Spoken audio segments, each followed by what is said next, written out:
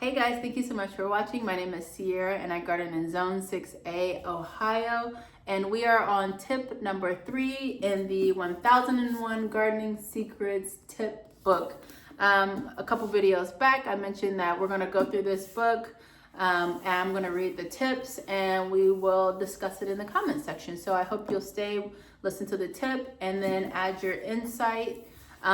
Even if you've never done this tip before, would love to hear from you. So what your thoughts are, if you think you can utilize this tip in your garden, whatever, let's chat. So let's go to tip number 3.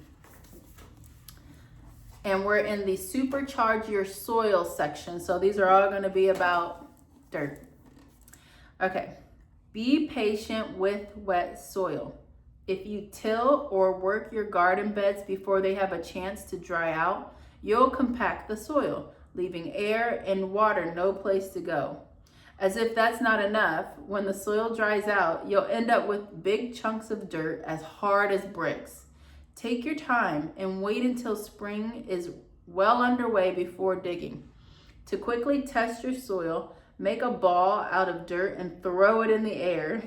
If it sticks together until it hits the ground, put your shovel away and wait for drier days.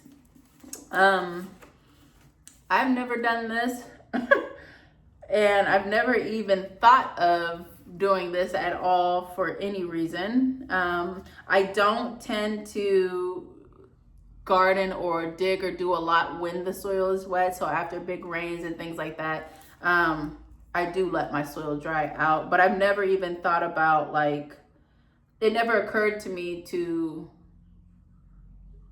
not wait until my soil was more dry to do this. So let me know if you guys have grabbed a chunk of soil, thrown it up in the air to test for wet soil. I think usually, like, if you start, digging down, you can tell, that it's a little bit too wet to plant, because, the soil will be just, more difficult to manipulate the way you need to when planting. But you guys let me know in the comments section.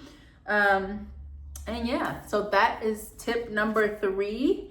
And let me know what you guys think. Let's have a conversation. I'll see you in the next video. Bye.